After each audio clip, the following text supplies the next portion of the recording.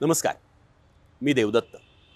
महाराष्ट्राच्या विधानसभेच्या निवडणुका पूर्ण होऊन त्याचा निकाल लागून आता जवळपास 2 महिने पूर्ण होत आलेले आहेत. या निवडणुकांचं ब्रेकिंग न्यूजच्या माध्यमातून येणारं जे कवित्व आहे ते आता संपलेलं आहे आणि निवडणुकीच्या मागे नेमकं काय होत होतं, या निवडणुका कशा व्यवस्थापन याचं कसं केलं जात होतं, या कशा मॅनेज होत होत्या, याबद्दल सामान्यांना आणि राज्यशास्त्राच्या आणि पत्रकारितेच्या अभ्यासकांना, विद्यार्थ्यांना खरंच खूप त्याच्यामध्ये रस आहे, इंटरेस्ट आहे.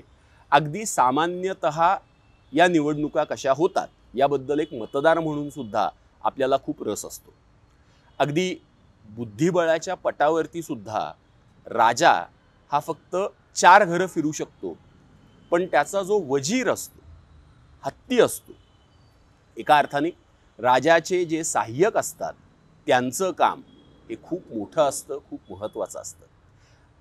या आपल्या पॉडकास्टमध्ये माझ्याबरोबर असाच आमचा एक मित्र आहे ज्यांनी 2019च्या निवडणुकांचं व्यवस्थापन, 2024च्या लोकसभा निवडणुकांचं व्यवस्थापन आणि महाराष्ट्राच्या 2024च्या विधानसभेच्या निवडणुकीचं व्यवस्थापन सुद्धा केलेलं आहे आणि अत्यंत यशस्वी केलेलं आहे. त्याचं नाव आहे महेश साने, प्राध्यापक महेश साने. महेशजी, स्वागत तुमचं. आता पुन्हा एकदा तुला महेशजी वगैरे म्हणणं थोडंसं अवघड जाणार, पण तरीही म्हणतो. आणि 2 महिने झालेत तरी पहिल्यांदा अभिनंदन करतो, कारण एकूण महाराष्ट्रामध्ये जो विजय मिळाला तो खूप मोठा तर आहेच, आणि कसब्यामध्ये जो विजय मिळाला तोही खूप महत्त्वाचा आणि मोठा आहे. तर मला पहिला प्रश्न महेश तुला असं विचारायचा आहे की निवडणुकीचं जे व्यवस्थापन केलं जातं हे नेमकं काय? हे शास्त्र आहे का चहाच्या कट्ट्यावरती बसल्या बसल्या चहा घेत घेत आणि बाकी ज्या सगळ्या गोष्टी असतात त्या होत होत सकाळी 8 वाजल्यापासून रात्री 12 वाजेपर्यंत चर्चा करत राहणं आणि मग कुणी किती पैसे वाटले याच्या गप्पा मारणं आणि या ज्योतिषापासून त्या ज्योतिषापर्यंत फिरत राहणं, असा हा नशिबाचा खेळ आहे? नेमकं काय? नाही, हे नक्कीच शास्त्र आहे आणि गेल्या काही वर्षात भारतात त्याच्यावर बऱ्यापैकी काम पण चालू आहे. शास्त्रामध्ये सुद्धा खूप प्रकार असतात, तर मी एवढं हे नक्की सांगेन की हे बिहेवियरल शास्त्र आहे, बिहेवियरल सायन्स आहे. बिहेवियरल हा शब्द मी अशासाठी वापरतो की एकच मतदारसंघ पोटनिवडणुकीच्या वेळेला वेगळा होता, साधारण 1.5 वर्षापूर्वी. साधारण 7-8 महिन्यापूर्वी लोकसभा झाली तेव्हा तो वेगळा झाला, आणि आत्ता 2 महिन्यापूर्वी विधानसभा झाली तेव्हा तो वेगळा झाला. म्हणून तो बिहेवियरल सायन्सचाच एक प्रकार आहे. त्यामुळे त्याच्यामागे शास्त्र तर आहेच, फक्त त्याच्यात विषय असे असतात की खूप वेळा परिस्थिती ही बदलत असते, सराउंडिंग बदलत असतं, देशातली परिस्थिती बदलते. त्याच्यामुळे ह्या सगळ्या इलेक्शनवर वेगळ्या वेगळ्या छटा आपल्याला बघायला मिळतात. पण आता हे बिहेवियरल सायन्स आहे म्हणजे एकूण लोक कसे वागतात, वर्तवणुकीचं असं हे मुळामध्ये शास्त्र आहे.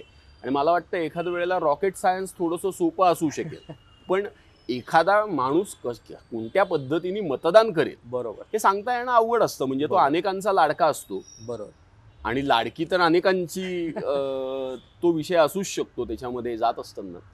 पण मग इतके सेफॉलॉजीचे सर्वेज होतात की याचं एक शास्त्र जे आहे ते सेफॉलॉजीचं शास्त्र, बरोबर. आणि या सेफॉलॉजीच्या शास्त्रामध्ये इतके एक्झिट पोल्स आले, पण हे एक्झिट पोल्स इतक्या पद्धतीने आपल्याला चुकताना दिसले. बरोबर. अशा वेळेला याचं व्यवस्थापन करताना तुम्ही एक्झिट पोल बघता का? What ever exist, many a times it don't exit. Correct. तर याचा अभ्यास कसा करता? एक्झिट पोल आम्ही बघतो, कारण मी पण अनेक वर्ष त्याच्यात काम केलेलं आहे, आणि एक्झिट पोलमध्ये चुका होतात हेही तितकंच खरं आहे. पण मला देवदत्त ह्या निमित्ताने खरं तर एक सांगायचं आहे की एक्झिट पोलच्या निमित्ताने येणारा जो ट्रेंड आहे ना, तो जरी आपल्याला समजला तरी मला असं वाटतं की 50% रिझल्ट काय येणार आहे ह्याची चुणूक आपल्याला येते. आता अंकशास्त्र ज्याला आपण म्हणतो की एक्झिट पोलमध्ये येणारे आकडे हे तसेच्या तसे कन्व्हर्ट होत नाहीत, त्यामुळे सीट किती निवडून येतील याचे आकडे जवळपास 90% वेळा चुकतात. पण माझ्या असं लक्षात आलं की 90% वेळा ट्रेंड मात्र चुकत नाही. तर ट्रेंड कळणं हे खूप महत्त्वाचं आहे. आता त्याला अनेक कंगोऱ्या आहेत की किती टक्के मतदान झालं, त्यात तुम्हाला किती झालं, त्याची कारणं काय, याच्यावर अनेक वर्ष लोक बोलत आहेत, पुढेही बोलत राहतील. पण महत्त्वाचा पार्ट मला असा वाटला की सेफॉलॉजीमध्ये ना लोकांना काय हवंय ह्याचा अंदाज तुम्हाला अचूक बांधता आला पाहिजे. आणि ह्याची अनेक कारणं आहेत. त्यातलं एकच फक्त कारण मी सांगतो की अनेक वेळा लोक असं म्हणतात की आम्ही अमुक पक्षावर नाराज आहोत. तर त्याचा अर्थ आपण असा काढतो, ह्याचा अर्थ ते अमुक पक्षाला नाराज आहेत, सो तमुक पक्षाला ते मत देणार आहे. तर हे आपण काढलेलं एक ढोबळ कॅल्क्युलेशन आहे. खूप वेळा ते तसं घडत नाही. ते जरी अमुक पक्षावर नाराज असले तरी ते तमुक पक्षालाच मतदान करतील असं नाही. दुसरी गोष्ट, त्यातली अनेक लोक ही मतदानाला कधी कधी बाहेरही पडत नाहीत किंवा ते नोटा किंवा इतरही वापर करतात. सो असं लक्षात येतं की नाराजी आहे का, ज्याला एक खूप फेमस शब्द आहे तो म्हणजे अँटी इन्कम्बन्सी. तर अँटी इन्कम्बन्सी आहे का, तर ती आहे. पण अँटी इन्कम्बन्सी ही कधी कधी नेत्याबद्दल असते, कधी कधी पक्षाबद्दल असते, कधी कधी फक्त स्थानिक नेतृत्वाबद्दल असते. तर पोटनिवडणुकीचा जो तो उल्लेख केला, जिथे भारतीय जनता पक्षाची हार झाली अनेक वर्षांनंतर कसब्यात, तर तिथे जे जाणवलं ते ती राज्यस्तरीय अँटी इन्कम्बन्सी तयार झाली होती. कारण तेव्हा भारतीय जनता पक्षामध्ये शिवसेनेचा एक गट फुटून आलेला होता. नंतर ते काळाच्या ओघात सिद्ध झालं की तीच शिवसेना आहे. पण त्यावेळेला असं वाटत होतं की त्यांनी तो गट फोडला आणि त्याच्यानंतर झालेली म्हणजे महाविकास आघाडीच्या विरोधातली ती पहिली निवडणूक होती.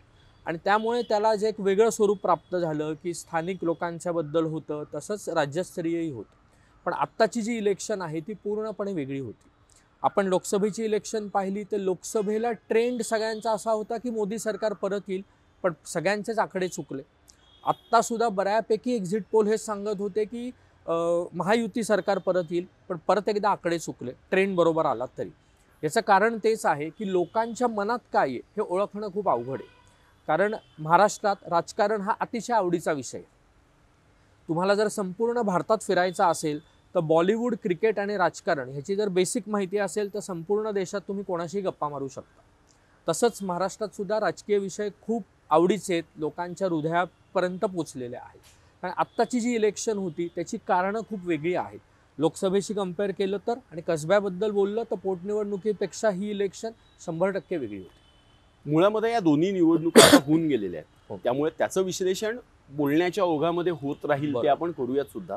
पण मुळात आपल्याला बोलायचं आहे की हे जे व्यवस्थापन शास्त्र आहे ते मुळात जर शास्त्र आहे असं तुझं म्हणणं आहे, त्या पद्धतीने ते कसं विकसित होत गेलं आणि पुढं नेमकं काय होणार आहे याच्याकडे. त्यामुळे आता तू एक खूप चांगला शब्द वापरला होतास की ट्रेंड हा असतो, पण मग त्याच्यामध्ये वेगवेगळ्या प्रकारची इन्कम्बन्सी असू शकते आणि अँटी इन्कम्बन्सी पण असू शकते. एक साधारणपणे 90 पर्यंत सुद्धा आणि आजही कार्यकर्ता जो असतो, जो केडरमध्ये काम करतो, आता हे जवळपास सगळ्यांना माहिती झालेलं आहे. सोशल मीडियामुळे जरा जास्त माहिती झालेलं आहे आणि मीडियामुळे हल्ली सगळ्यांच्या समोरही आलेलं आहे की तिकीट प्रत्येकाला मिळतंच असं नाही. बरोबर. इलेक्टिव्ह मेरिट नावाचा एक शब्द वापरला जातो. त्या इलेक्टिव्ह मेरिटमध्ये राजकीय सोडून अनेक सामाजिक कारणं सुद्धा असतात. महाराष्ट्रामध्ये आणि एकूण भारतामध्ये जात हे एक वास्तव असतं, त्याची गणितं असतात.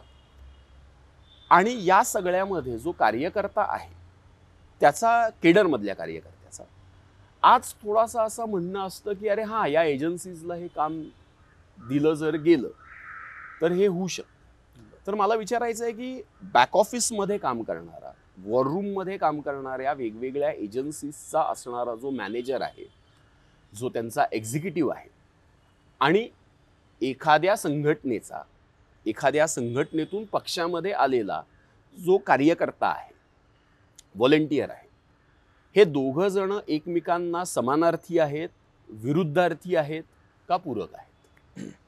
खरं तर ते तिन्ही आहेत. कारण इलेक्शन कुठली आहे आणि त्या मतदारसंघात त्यांचा रॅपो कसा आहे याच्यावर खूप वेळा अवलंबून आहे. मला याच्याबाबत एक उदाहरण द्यायला खूप आवडेल की 2014च्या इलेक्शनला अमित शहा हे जनरल सेक्रेटरी होते, राष्ट्रीय नॅशनल लेवलचे जनरल सेक्रेटरी, पण ते फक्त उत्तर प्रदेशची जबाबदारी त्यांच्याकडे होती. आणि त्यावेळेला मला 2014ला इलेक्शनपूर्वी 4-5 दिवसासाठीच उत्तर प्रदेशला जायची संधी मिळाली.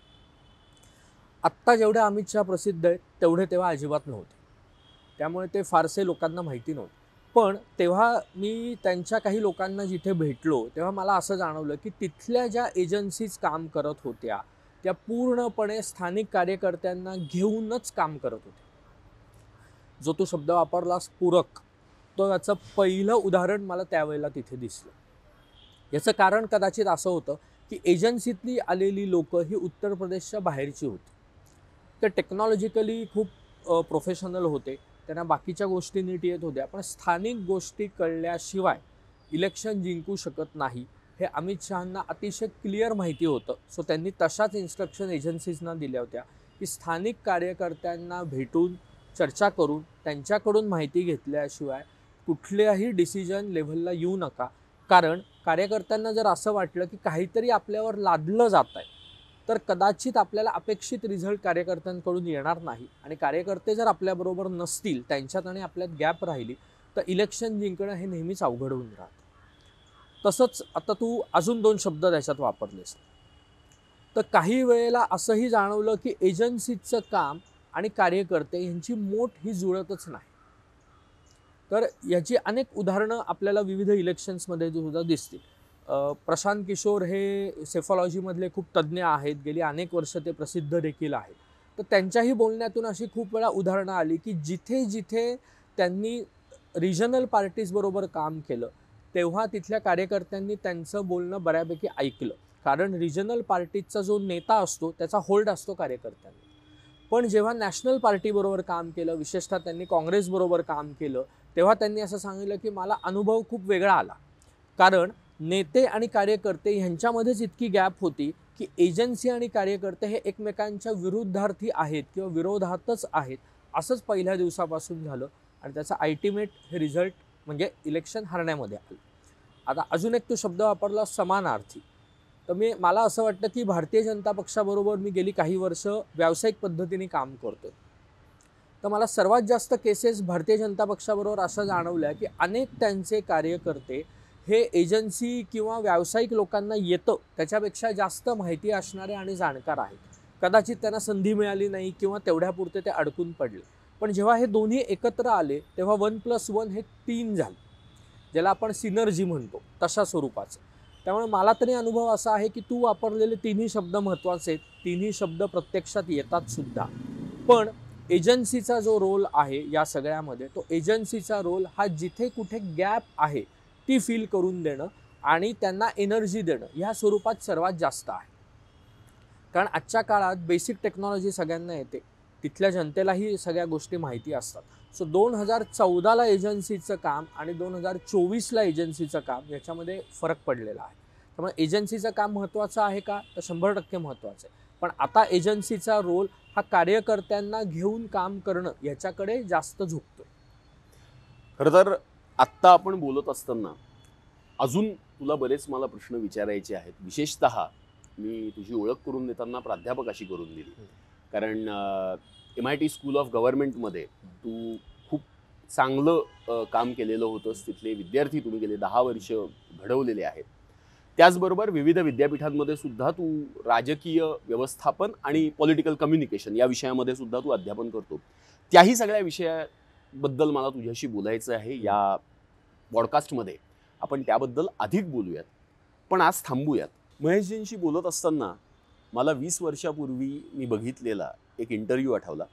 मला वाटतं 19-20 वर्ष झाले आता त्याला. 2005चा किंवा 2004चा आपकी अदालतमधला प्रमोद महाजनांचा तो इंटरव्ह्यू होता, ज्यावेळेला रजत शर्मांनी प्रमोदजींना बरेच अडचणीत आणणारे प्रश्न विचारले होते. आणि त्यावेळेला प्रमोदजी असं म्हणाले होते की हां ठीक आहे, निवडणुकीचं व्यवस्थापन माझ्याकडे होतं, जर जिंकलो असतो तर जो जीता वो एक सिकंदर, नाही तो खराब मुकद्दर.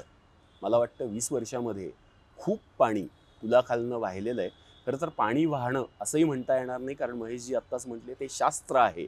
हे शास्त्र, हे सायन्स खूप मोठ्या प्रमाणामध्ये डेव्हलप झालेलं आहे. याबद्दल अधिक जाणून घेऊयात. न्यूमरोलॉजी हा शब्द महेशने वापरला.